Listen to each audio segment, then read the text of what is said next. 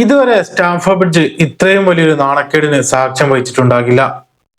European ചാമ്പ്യന്മാരായ PSG മുമ്പിൽ Chelsea കത്തി അമർന്നിരിക്കുന്നു. രണ്ട് പാദങ്ങളിലുമായി 8 ഗോളുകൾ വഴങ്ങി പുറത്താവുക എന്നത് ഒരു ഇംഗ്ലീഷ് ക്ലബിനെ സംബന്ധിച്ച് ചിന്തിക്കാൻ പോലും കഴിയാത്ത ഒന്നാണ്. ലിയാം റൊസനിയറുടെ തന്ത്രങ്ങൾ പിഴച്ചോ, അതോ ഈ യുവനിരക്ക് ചാമ്പ്യൻസ് ലീഗ് എന്ന കടമ്പ താങ്ങാൻ കഴിയുന്നില്ലേ? ചെൽസി നേരിടേണ്ട ചോദ്യങ്ങൾ നിരവധിയാണ്.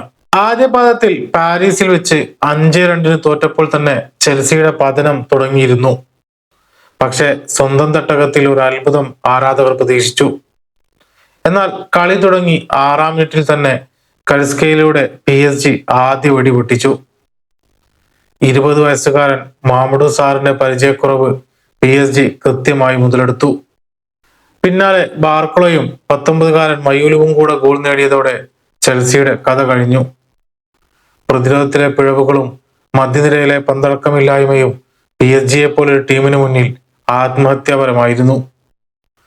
മത്സരം പുരോഗമിച്ചുകൊണ്ടിരിക്കെ സ്റ്റാംഫോർഡ് ബ്രിഡ്ജിൽ മറ്റൊരു പ്രതിഷേധം ഇരുമ്പുകയായിരുന്നു.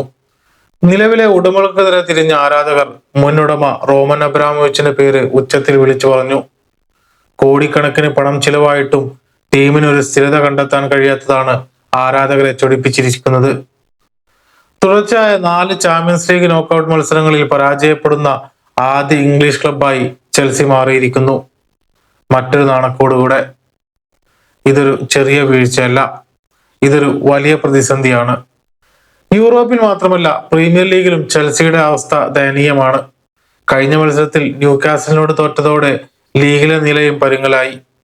റീസ് ജെയിംസിന് പിന്നാലെ ട്രെവർ ചലോബയ്ക്കും പരിക്കേറ്റത് പ്രതിരോധത്തെ കൂടുതൽ തളർത്തിയിരിക്കുകയാണ്. യുവതാരങ്ങളെ വെച്ച് പരീക്ഷണം നടത്തുന്ന റൊസനിയറുടെ തന്ത്രങ്ങൾ പലപ്പോഴും പാളുന്നു.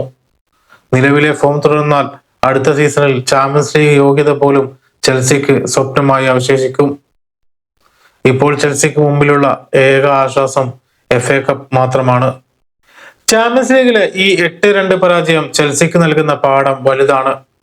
വെറും ടാലന്റുകൾ ഉണ്ടായതുകൊണ്ട് മാത്രം കാര്യമില്ല, അത് ശരിയായ രീതിയിൽ നയിക്കാൻ ഒരു കരുത്തനായ നായകൻ വേണം.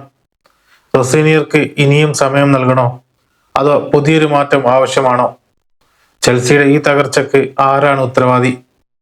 മാനേജ്മെന്റോ അതോ പരിശീലകനോ? നിങ്ങളുടെ അഭിപ്രായങ്ങൾ താഴെ കമന്റ് ചെയ്യൂ.